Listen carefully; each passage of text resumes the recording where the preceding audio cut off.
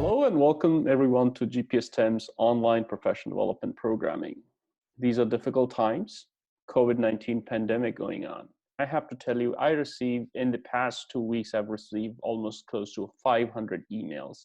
And these are not junk emails, these are the ones which are really important, and I have to address all these emails.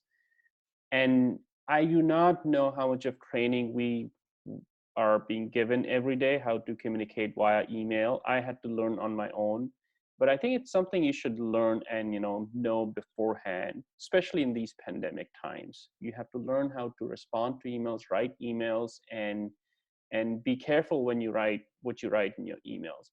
So therefore, we decided to do this event where you're going to learn art of email. Today, our speaker is Keiland Cooper. He is a PhD student in Interdepartmental Neuroscience program. Today he's going to be discussing about some of the data available out there, how crazy it is, the number of emails people get, and what's probably the best way to sort of navigate this online communication landscape. Welcome to our studio, Keiland. Hey, thank you for the nice introduction. I appreciate it. So thank you for having me come out and try and share a little bit of what I know about emailing.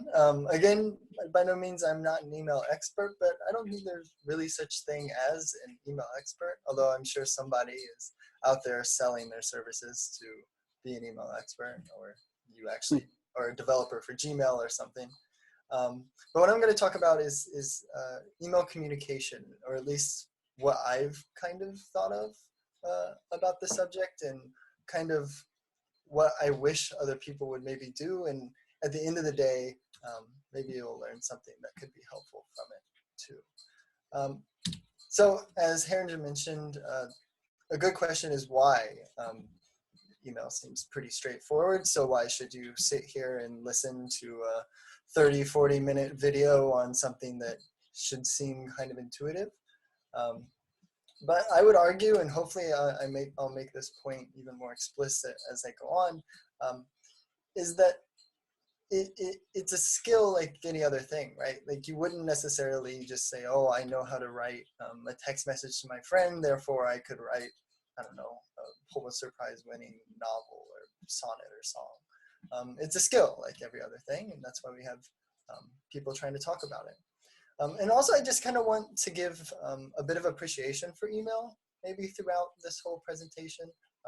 As we'll see, it consumes a large part of your life, and really, it's things like that that kind of got me interested in email, alongside of useful information of kind of its impact on how you can promote your career and promote yourself.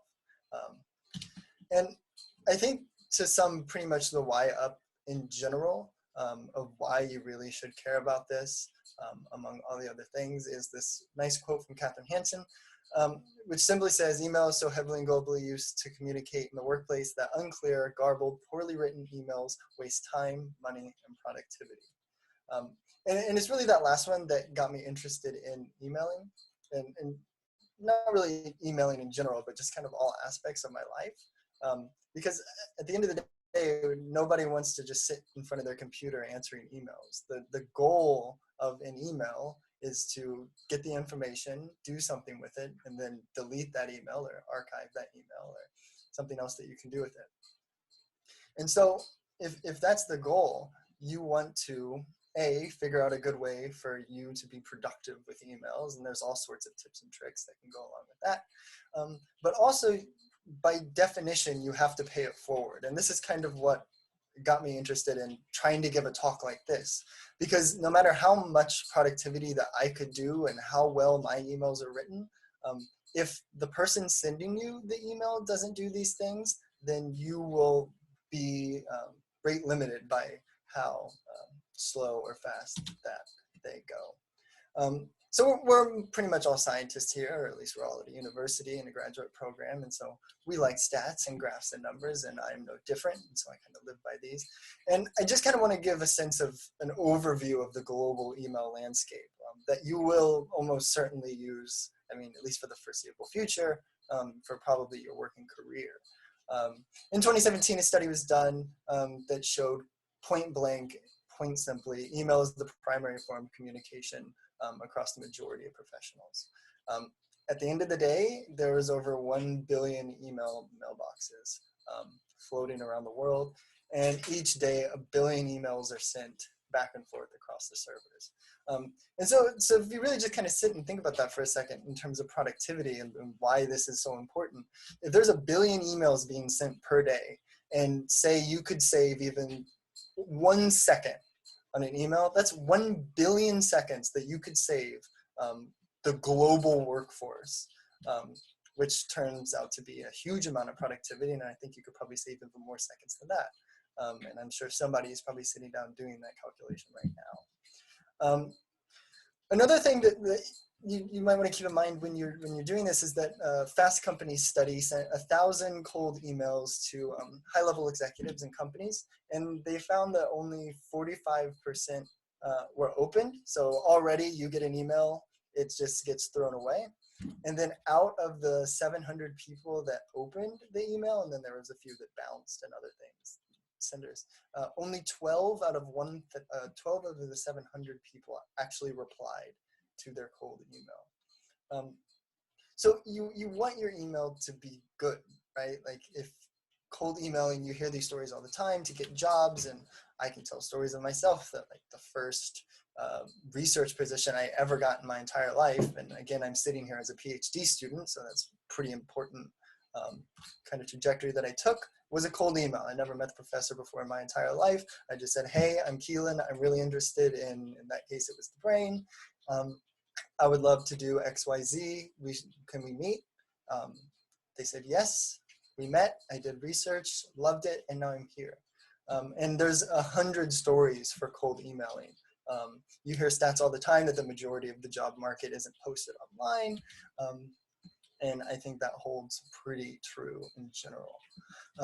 But also, if you think about those 100 billion emails sent per day, and you compare that to the McKinsey numbers, 28% of the workday by the average working professional, not just academics, was spent emailing. So sitting in front of the computer, sending information back and forth between people. That equates, according to the Adobe study, to about 3 hours of your day just sitting on email for the average working professional that they queried.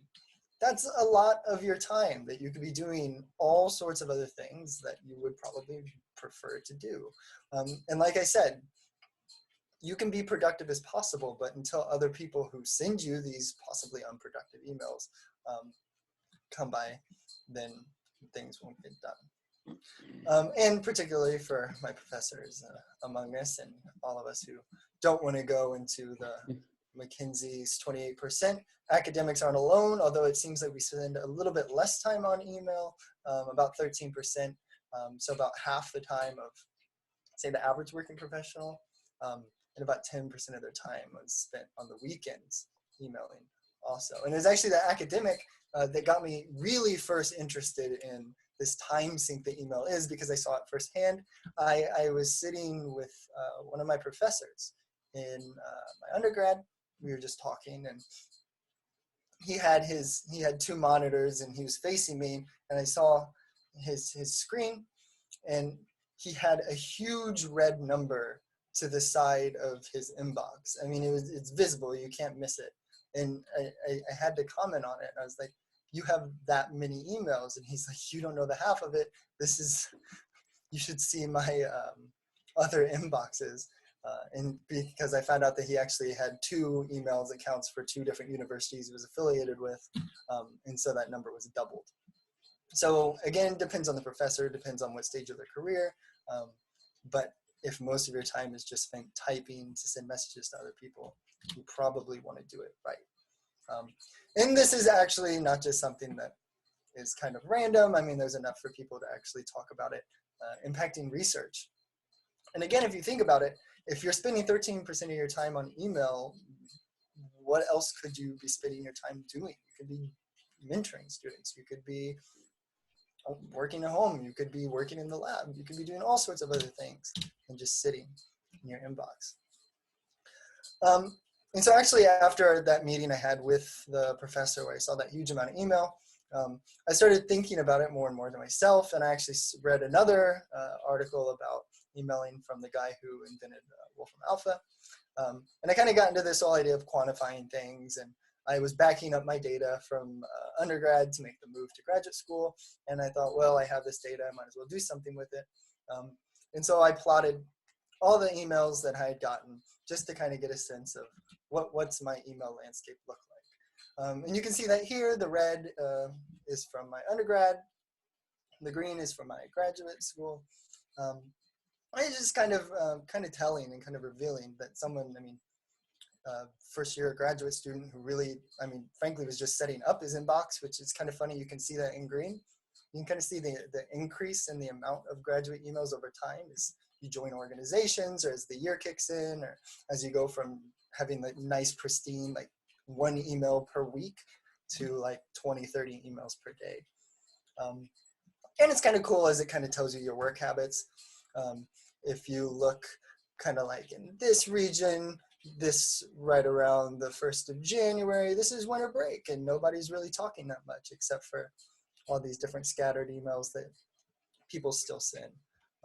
You can see this big gap right here that correlates to my sleeping schedule. So I will kind of send emails all throughout the day, and unfortunately, as you can see, in like the middle of the night sometimes, to probably some detriment.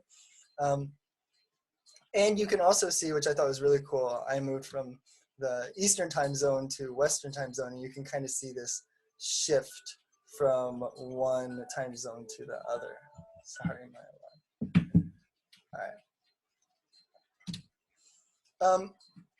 And so you can actually just take that same plot and you can collapse it across time, you can collapse it across days, and you can get these nice little curves. You can plot the number of emails per hour like I did, and you can kind of see like, okay, well during the day, what's the probability that I'm sending an email? And it turns out that I'm most likely to be sending an email right around lunchtime. And it kind of drops off as it goes to the night. And again, you can kind of see that even at 2, 3, 4 in the morning, unfortunately, I'm still sending emails on some strange nights. I actually think this is kind of cool because I'm guessing that everyone has their own individual curve. I know some professors of mine will be like a U-shape where they will only send emails at 2 times during the day.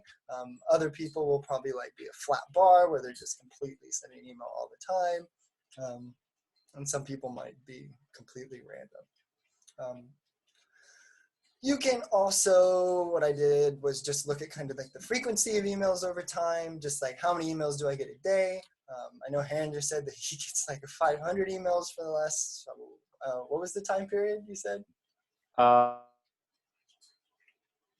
your mic turned off. Do the opposite.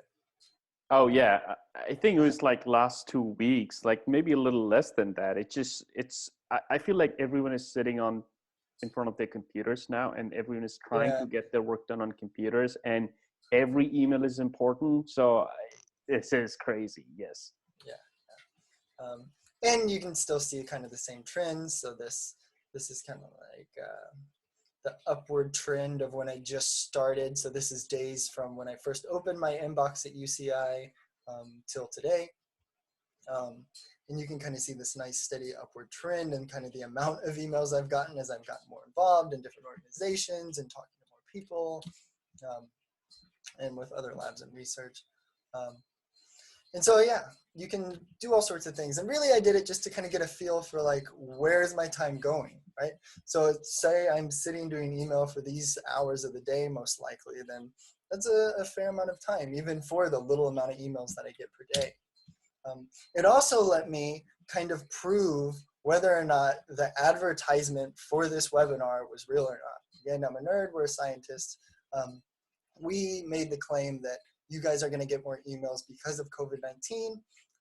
I had this, it took like 5 minutes to actually compute that, set an arbitrary threshold for, and this is actually kind of conservative. Let's just say January, February. The 1st of February versus here, and you can plot the average number of daily emails, and I took a t-test of that, which actually ends up not being the best statistical you should do. You should actually fit a model, but it doesn't matter. But it was indeed significant, and I would guarantee that the model probably would be too. So all in all, COVID has gotten us sending more emails. And I can't help but to feel like most of those are the campus announcement emails and all sorts of other announcements that we're getting because of them. So we email a lot. And so I think we all know in the back of our heads, you can kind of just materialize an example of bad emails of not to do. But again, you want to think to yourself when you're writing your email to not do those things. And so the best way to learn is to just take this experience, and whenever you like find yourself writing an email and you're like, or stop, when you find yourself reading an email and you don't like something, take a mental note of that. And don't just like complain that you don't like that thing, but also say, I don't like this thing and I will commit to never doing this thing, so I will never be like that person who did the thing that I don't like.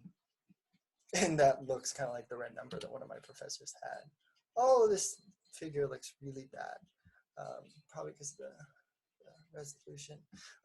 Anyway, just in general, I can summarize it pretty quickly. In 2013, among working professionals, about 64 or 74% kind of shared that same sentiment, that like they didn't like the email that caused anger or confusion, which is kind of menial to think about, that like that many people have like gotten a string of text in their inbox and felt bad after it. But there's all sorts of reasons why, things from grammar that you can see here, too many replies all for the email receivers, and et cetera, that people don't really like. And the list kind of goes on and on. And so you just want to avoid it. And like I said, the best way to write better emails is just to look at ones that are bad and don't do those things. This is just a meme from PhD Comics, but I was a TA in school, and this really isn't far off of a joke to be telling people. You don't just want to have an empty subject, empty salutation to somebody. An email isn't a text. I'll say this later on. Just misproper grammar, misproper spelling, no call to action. You get the This is another email that some sort of TA would get. You get a hey, no greeting to the person, simple I without capitalization, text messages all thrown in. This one, you get he kind of goes through it and tells you all about his own opinions. And this is, I mean, again, this is what you should probably do. And I think this is kind of what we do in the back of our heads, but again, you don't want to be a hypocrite about doing these things that you say you don't like to do. Hey, professor, it's me, blah, from your freshman engineering on Monday and Wednesday. I apologize, I'm emailing you pretty late. I'm not understanding the homework at all. It's just broad statements that they're sending at 11 p.m. at night to Jared Reckenwald. This one, this one's actually really funny. Let's just skip to, I stayed up all night and put a shit ton of work and had to save it on a flash drive. Just went to go take a quick, you get the point. Don't do these things, right? You just don't want to. And lastly, I think what might probably drive the point home the most, you can just look at this and feel disdain towards whoever the sender was. For me, it's the Comic Sans. For others, it might be the disjointed color. Although I guess I can kind of see what this person did. You're separating your points by color, which could be good, but I mean, separating them by the paragraph lines could probably be enough. So these are extreme examples. And so I think most emails are not that bad, but it does kind of set the point in motion of to be more mindful about how you write. And to really just summarize everything up, as I said earlier, the reason for miscommunication and communication inept is egocentrism. And effectively, it's just this idea that when we're writing an email, we're not thinking about the person who's reading it. We're thinking about what we're going to write and why we're going to write it. But whenever you do anything, and once you write like scientific papers and grants and these sorts of things, what you get drilled into your head is that you're not writing the grant for you. The whole point of effective communication is to write some piece of information such that the other person can understand it the best. And And if you take this point home and just take that one simple point to heart, I guarantee you your email writing will, A, be better for you, which will make things a little bit easier, or maybe just slightly more work at the beginning just to take that extra 2 seconds, but it will make the other person's life a lot better, which means that their replies will be better, they won't be as agitated, they'll get back to you faster, there'll be less miscommunication between people, which will pay dividends in the long run. And to put this into kind of my own words, convey whatever thought it is you are trying to make clearly, concisely, and minimize the cognitive burden for your recipient as much as you possibly can. From the beginning to the end, you basically want to be putting thoughts in the other person who's reading that email's mind, such that when they're done reading it, they know exactly what you were thinking. It's impossible. There's enough communication studies, and they say 70% of communication is nonverbal, and you don't get influence, you don't get tone, and all these sorts of things. And actually, because of that, it makes the challenge all that much harder and all that much easier to be misunderstood when you're writing it. So just take this to heart, the egocentrism, think about the other person, and think about trying to make whatever is in their inbox just that much more efficient. And at the end of the day, it'll make everything else more efficient when you're writing your email. Because that, at the end of the day, when you're doing these things, and when you're thinking about the other person to make whatever task they're doing more efficient for them, it makes your email writing, or frankly, grant writing or paper writing, perceived as being better. Nobody wants to open up an email and see 5 full-length paragraphs that look like a novel. They want to see short paragraphs that they can quickly look at and get out of their e-box as fast as possible. If they don't see those things, or they don't understand what you're saying, or they don't really get what point you're trying to make, then they're thinking to themselves, oh, now I have to ask follow-up questions, which in some cases is inevitable, and you should. I'm not saying don't ask questions. But you want to make their life as easy as possible so that they won't say, hey, that person's communication was pretty bad. So let's not be pessimistic. There is a lot of good that can be done in an email also. As I mentioned, in driving everything home, the email is for the recipient. The email is not for you, unless you're sending the email to yourself, in which case, okay, you beat me. Like I said earlier, from the top and the bottom, you want to arouse attention as soon as the email is noticed, right? This is the subject line, which I'll talk about a bit later. But again, remember, you're conveying a thought, you're conveying information. And so you want that thought to be the abstract of your email.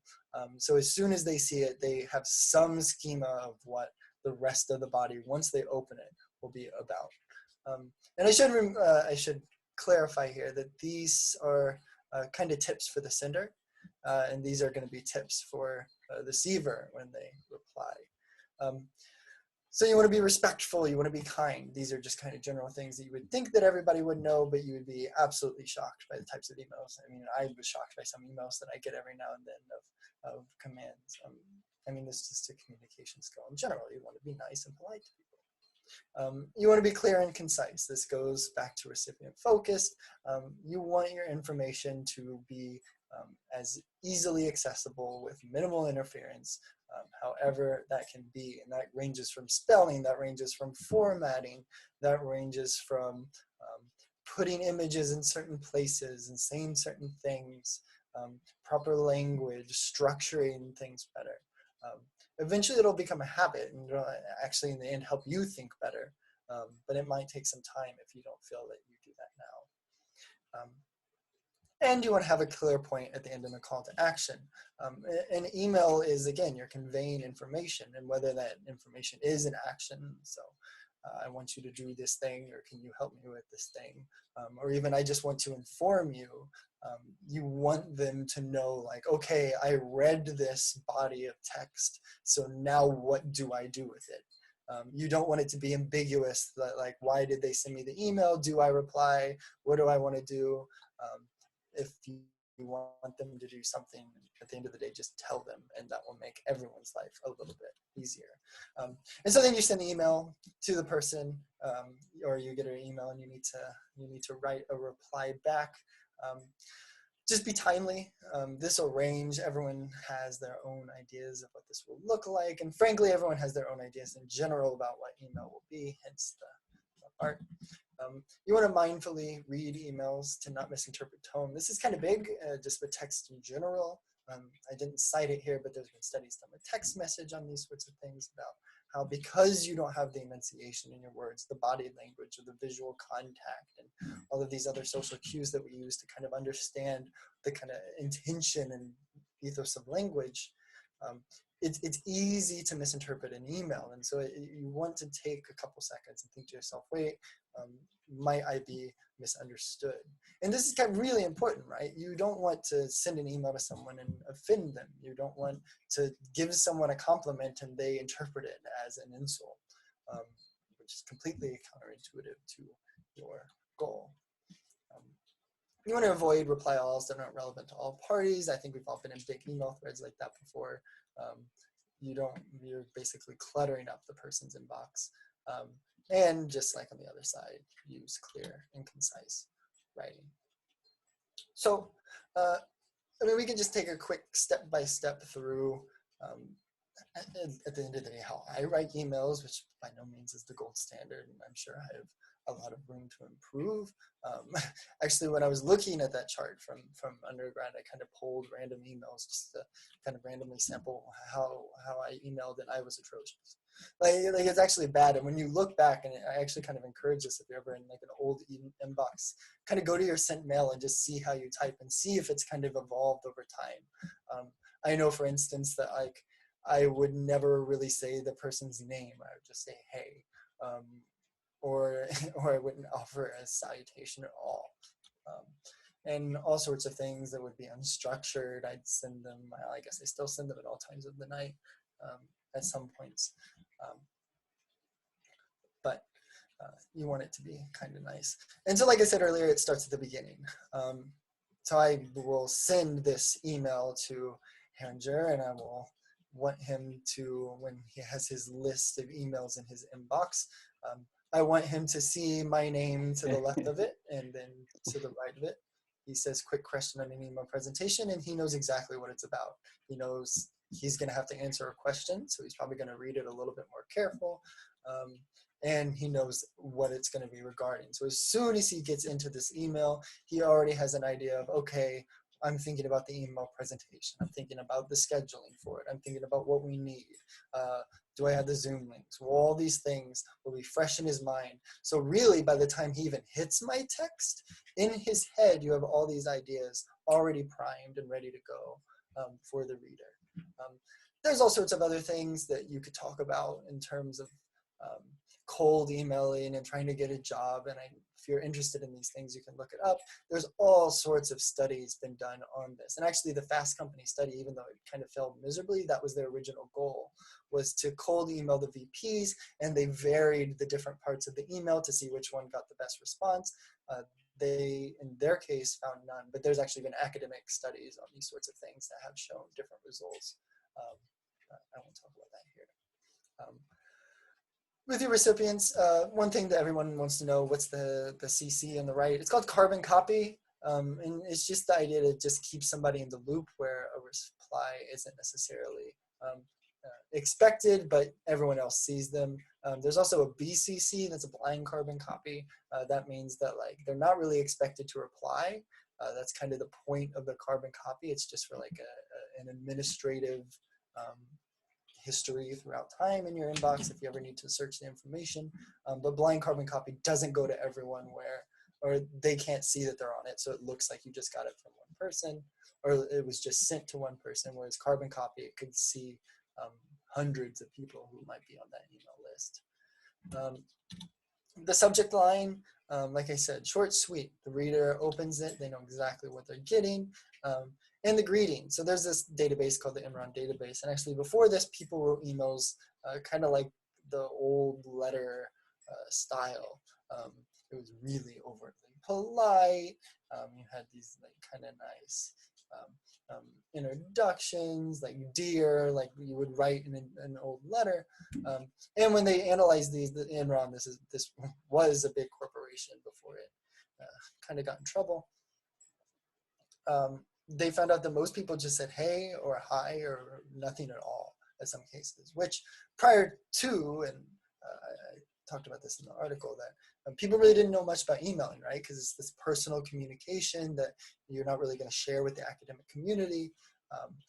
The Enron ended up getting all their emails confiscated by the government. Government sent them out on the public domain because it was United States reference. And then the academics went crazy because this was a huge corpus of thousands and thousands of emails. And it gave like this first glimpse of how is corporate America and the professional world actually talking to each other. It's actually used for all sorts of things now. You can get it online if you just type in Enron email database. Artificial intelligence people, which is actually how I heard about it, use it for natural language processing, to like training neural networks to learn how to talk. But it can be used for all sorts of things, from sociology to productivity studies. And then to the most important part, at the end of the day, the body. So if your subject mind was good enough, they should already be entering this body with some idea going on. Open being nice, open with the thesis. I was just making sure Herringer is fine. I hadn't talked to him in a while, and I just want to make sure that he's fine. It just goes with being kind and polite, and I really wanted to make sure he's fine. Yeah, I'm doing fine. Thank you for asking, buddy. Yes. If he wasn't fine, then I would kind of have an idea of why he's not answering my quick question. If it's a cold email, or if I don't really know the person well, I'll introduce myself first. Just the short sentence, not very much. Just, hi, I'm Keiland, graduate student, or I'm Keiland XYZ, for whatever the situation calls, just so they have an idea of who they're talking to. Because again, they never met you before. But you want to keep it short and sweet, just like the entire email. You want it to be not a message, not a text that you would send your friend, but it's also not like the letter, like I said earlier. It's kind of a memo in between. It's what exactly it is. Think about the types of emails you would like to read yourself, and they'd probably fall in some spectrum between these. And I really didn't mention it earlier, but in general with emailing, and particularly here, you might want to control your tone to the person you're talking to, right? Everyone's gotten the TA letters from a student. Well, actually, when I was a TA, I got two types of like the boundary condition emails from people. I got the one where students would call me doctor, and I was an undergrad teaching a class. And then there were students who would like call me a nickname that I had never met before. So it definitely varies. If you're in doubt about whether you know the person, just err on the side of formality. It never hurts, particularly people you don't know. Some people want to have their last name. Some people are fine with their first name. It goes on and on. So just be mindful. And if you're worried, just be kind of formal about it. So, hey, doctor. One big thing that I think people are finally catching on to, but I remember in undergrad, no one seemed to, is you want to separate points. So like if you zoomed out and you squinted, you would see this email and you would be like, okay, well, I see 3 big chunks. And so at the end of this email, I should expect to have 3 big chunks of information. Your email is a paper, it's a paragraph. You write scientific papers in a certain way because it's an efficient way to convey information, right? So break it into paragraphs. You want to open with your thesis. You want to tell people like, this is what you're getting with this email. If you have multiple points, then you can break them up into point A's and point B's, not explicitly, but implicitly within the body. But you can use little tricks like this to kind of make that apparent when you go through. Stay nice, but stay to the point. Don't oversell it. I don't want to be like, Herringer, I hope you're okay. I hope your family hasn't been bothering you too much. I hope that the lines in Trader Joe's haven't been too obtrusive and the toilet paper has been plentiful. You want to keep it a little bit on the minimal as much as you possibly can. And just a random note, if you're going to put something in here, reference an attachment, and give somebody a clear call of what you want them to do once they see that body of text in their inbox. And lastly, the sign off. And this ranges from all sorts of people. So there was one person who was like very, very terse and very, I want no anything, you just say your name, no signature, no nothing. And then there's people who are like, who cares, it adds information. I've met people who say that like put photos of themselves in here, where they say, oh, it helps them put a face to the body to make it more personal, whereas the other person would be like, no, don't do that at all. So there's variance between, but like always, you want to find something kind of nice in the middle between those two extremes. But before you get to that, people, when I was doing a bit of reading for this, the biggest contention that I seemed to find was how to end the email. There's so many camps of people who say that like regards is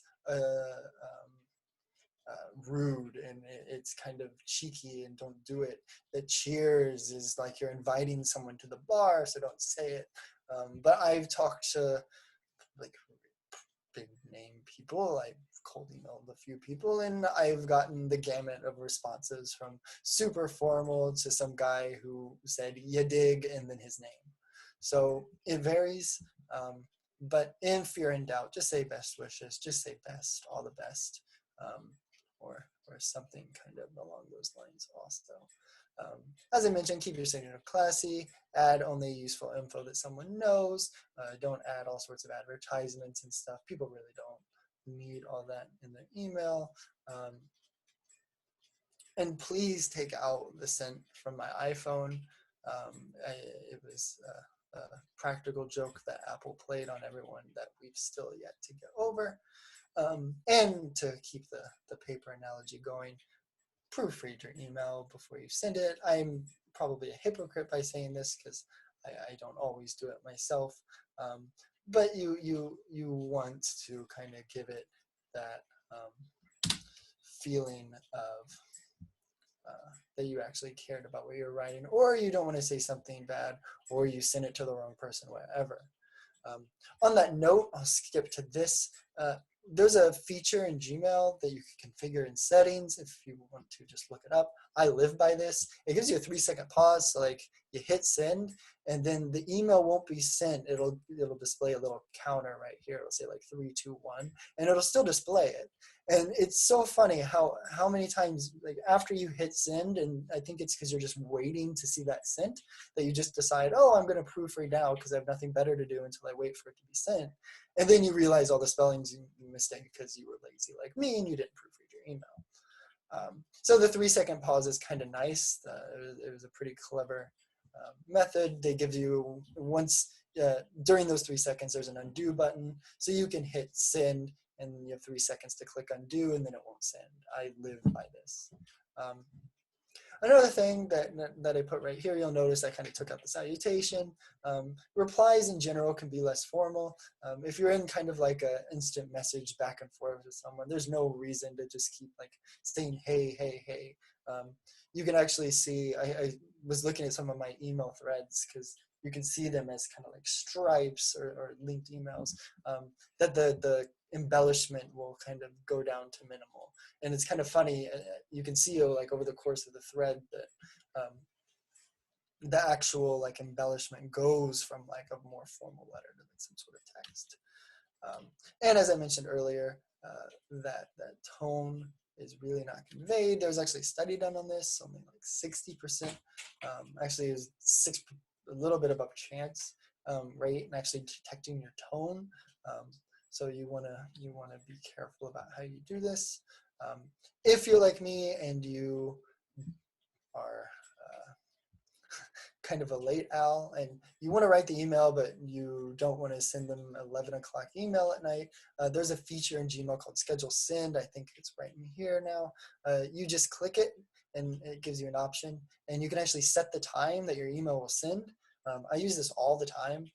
If I'm up at like 11, 12 o'clock at night and I have something on my mind, but I don't want to send it that late because it's kind of rude sometimes. Some people might perceive it as being kind of rude. Again, if you know them and you know it's fine, then you may differ. But you can schedule the send to be at like 6 in the morning, 7, 8, 9 in the morning, or whenever you need it. You can actually be even clever and email yourself reminders or all sorts of things. Or if you want to email someone a reminder, this is also kind of useful. I've done that before. If someone's like, hey, remind me of this, I'll just go in while it's fresh on my mind, do that reminder, and then send it, which again is kind of useful. Lastly, and this is something I just started doing, which kind of goes into the productivity phase. Gmail has this nice templating feature. They rolled out their neural network autocomplete, which I guess most of us see, and it's actually not that bad. That's because Gmail is reading your Gmails, so they should know what you're writing better. But also there's this template, which is even nicer, and I don't think a lot of people know about it. I really didn't until like, I don't know, 6 months ago or so. But you can, like, if you once you email for like 6 months and you kind of know the different categories that you'll email, and you catch yourself writing the same thing over and over again, there's a template function that you can just go through in Gmail, and you can throw in a template, and then you can go and edit that template kind of quickly with the new information and save yourself from rewriting everything over and over again. So you can Google like Gmail templates or something, and then we'll see. And that really sums it up. Like I said, there's a lot actually to email that I really didn't expect there to be. There's all sorts of things online because it's so prevalent, right? 1 billion emails in all sorts of different contexts. So how to be more productive, how to have inbox zero, how to send marketing emails, how to send newsletters to people. All of these sort of things kind of surround this one digital platform, and it's kind of nice that it all is. And again, I'll end with kind of the theme of this and why, because email is this literary written communication, that is not necessarily an exact science.